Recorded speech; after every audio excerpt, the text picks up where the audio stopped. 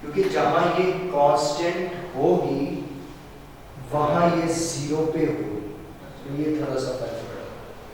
क्योंकि जहां पर ये देखिए कांस्टेंट होगी वहां पर ये 0 पे होगी। ये एमसीक्यूज बनता है, इसीलिए मैं इस पे फोकस कर रहा हूं। अब ऑलमोस्ट या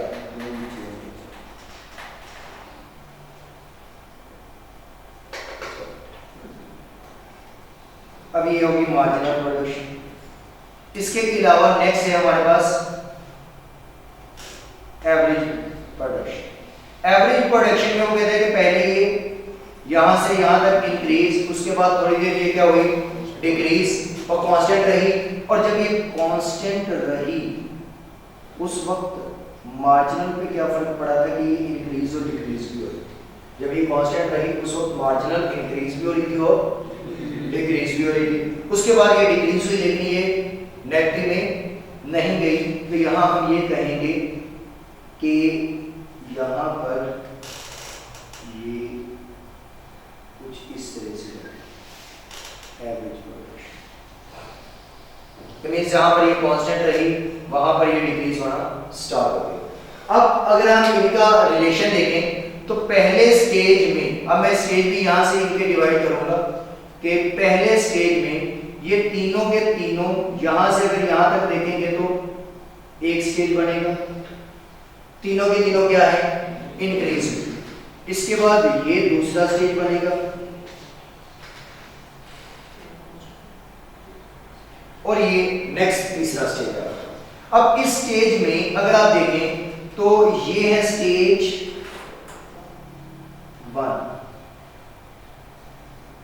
स्टेज 1 में वो कहते हैं कि ये लॉ ऑफ इंक्रीजिंग रिटर्न है, ये लॉ ऑफ इंक्रीजिंग रिटर्न है।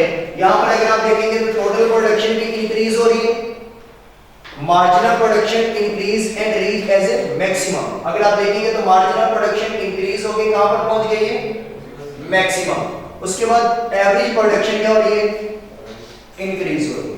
तो ये पहले स्टेज की बात है। दूसरे स्टेज की अगर हम बात करेंगे तो दूसरे स्टेज को हम कहेंगे कि ये हमारे पास law of diminishing return. Diminishing का मतलब होता है law of decreasing return, diminishing का मतलब होता है कम हो जाना। इसका दूसरा नेम स्टेज 2 का लॉ ऑफ डिक्रीजिंग रिटर्न भी होगा। Stage 2 law of decreasing return. अच्छा, ये डिक्रीजिंग किसके एतबार से होता है उसे हम जब भी पढ़ेंगे ना तो मार्जिनल के अकॉर्डिंग अपने फैसले करेंगे। जो भी रिजल्ट निकालेंगे वो मार्जिनल के अकॉर्डिंग निकालेंगे। तो मार्जिनल इसमें क्या हो रहा है डिक्रीज हो रहा है।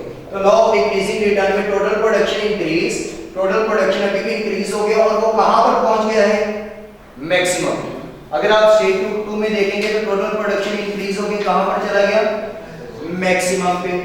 उसके बाद ये मैक्सिमम पॉइंट तक पहुंच गया, marginal production equal to the average production and then decrease and become equal to 0। अगर मार्जिनल प्रोडक्शन देखेंगे तो यहां डिक्रीज हुआ, किसके बराबर आया एवरेज प्रोडक्शन, क्योंकि इंटरसेक्शन पॉइंट है तो बराबर आया ही होगा।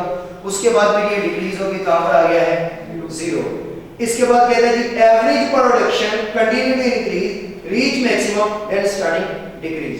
ये अभी इंक्रीज में जा रहा था, फिर कांस्टेंट हुआ और फिर आहिस्ता आहिस्ता डिक्रीज होना शुरू हो गया। इसके बाद लास्ट स्टेज है, इस स्टेज को कहते हैं नेगेटिव रिटर्न, और ये भी किसके एतबार से है मार्जिनल प्रोडक्शन के अकॉर्डिंग देखा गया है। तो ये टोटल प्रोडक्शन, यहां टोटल प्रोडक्शन क्या हो गई है decrease, average production decrease, marginal production भी डिक्रीज हुई है लेकिन डिक्रीज होगी कहां पर चली गई नेगेटिव में चली गई है। तो मींस हम ये कह सकते हैं कि ये दोनों फेज हैं डिक्रीजिंग के, दोनों फेज हैं डिक्रीजिंग में। मार्जिनल डिक्रीज हो रही है फेज नंबर 2 और 3 में, लेकिन डिक्रीज होते होते कहां पर चली गई है 0 तक, 0 से आगे नेगेटिव में। तो मींस के सेकंड और थर्ड स्टेज डिक्रीजिंग का है, लेकिन मार्जिनल की वजह से थर्ड को क्या कर दिया गया है अलग करके उसे जो है वो नेगेटिव रिटर्न या नेगेटिव स्टेज कर दिया गया है। अब यहाँ पर डायग्राम आपके सामने वो बनी हुई है, उसमें आप लोग अगर देखेंगे तो यही रिजल्ट ओवरऑल उसकी समरी दी गई है। स्टेज 1 में अगर आप देखेंगे तो टोटल प्रोडक्शन इंक्रीज, मार्जिनल में इंक्रीज और एवरेज में इंक्रीज। इसके अलावा अगर हम मार्जिनल देखेंगे तो स्टेज 1 में इंक्रीज होने के बाद कहां पर चला गया, मैक्सिमम पे, और एवरेज प्रोडक्शन इंक्रीज। स्टेज 2 पे अब मार्जिनल टोटल प्रोडक्शन आपका इंक्रीज होकर मैक्सिमम पे चला गया, मार्जिनल जो है वो इक्वल आया एवरेज प्रोडक्शन के, और उसके बाद डिक्रीज होना शुरू हो गया और कहां पर चला गया, 0। फिर आगे एवरेज प्रोडक्शन डिक्रीज और इंक्रीज हुआ, इंक्रीज होकर मैक्सिमम हुआ, उसके बाद डिक्रीज हो गया। फिर इसके बाद है स्टेज नंबर 3। स्टेज नंबर 3 में टोटल प्रोडक्शन भी डिक्रीज हुआ है, एवरेज प्रोडक्शन भी डिक्रीज हुआ है, बट ये दोनों पॉजिटिव है। मार्जिनल प्रोडक्शन भी डिक्रीज हुआ, लेकिन ये क्या हुआ है, नेगेटिव। तो यही आपके पास जो है वो ओवरऑल इनका शेड्यूल है, मींस के समरी दी हुई है, इसी से कोई एमसीक्यूज बन सकता है ये। अब अगर हम इनके रिलेशंस को देखें तो हमने अभी दोनों ही अलग अलग रिलेशन बना लेते हैं।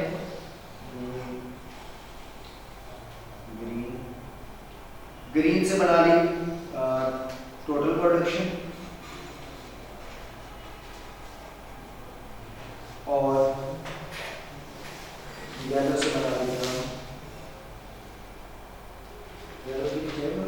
ब्लैक से। अब ब्लैक से उसके बाद है मार्जिनल प्रोडक्शन हमने ये पढ़ी, मींस कि ये डायग्राम जिसमें सिर्फ हम दो ही लेके चलेंगे क्योंकि हमें इनका आपस में कंपैरिजन करवाना है।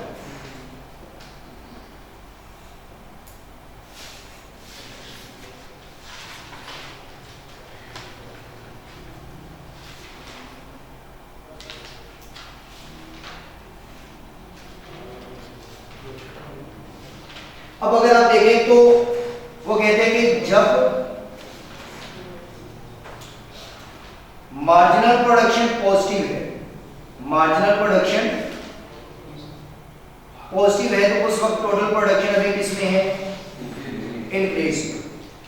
इसके बाद जब मार्जिनल प्रोडक्शन 0 पे आया उस वक्त टोटल प्रोडक्शन कहां पर था, मैक्सिमम पे था। उसके बाद जब मार्जिनल प्रोडक्शन डिक्रीज में गया तो टोटल प्रोडक्शन नेगेटिव में गया, तो टोटल प्रोडक्शन क्या हो रहा था, डिक्रीज में। तो ये इनका आपस में। इसके बाद नेक्स्ट रिलेशन है जी मार्जिनल एंड एवरेज। अगर इनको देखेंगे तो यहां पर मार्जिनल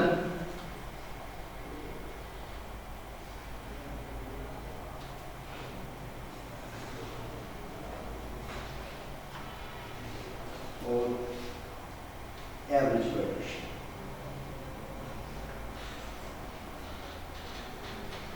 अब इसमें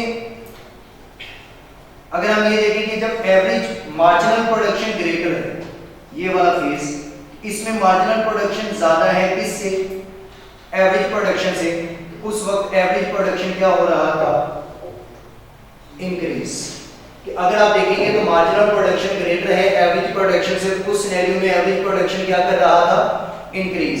फिर जब मार्जिनल प्रोडक्शन एवरेज प्रोडक्शन के बराबर आया उस वक्त एवरेज प्रोडक्शन मैक्सिमम पे था, इसके बाद तो इसका डिक्रीजिंग फेज स्टार्ट हो गया। इसके बाद जब मार्जिनल प्रोडक्शन लेस है किससे, एवरेज प्रोडक्शन से, तो यहां पर देखेंगे मार्जिनल प्रोडक्शन डिक्रीज और एवरेज भी क्या हो रहा है, डिक्रीज।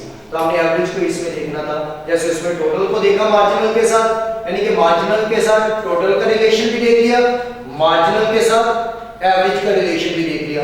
तो ये दोनों अलग अलग भी जो आ सकते हैं, और अगर कंबाइन आएंगे तो हम पहले ही पढ़ चुके हैं। तो इंशाल्लाह नेक्स्ट क्लास में लॉन्ग रन प्रोडक्शन फंक्शन करेंगे। समझ आ गई?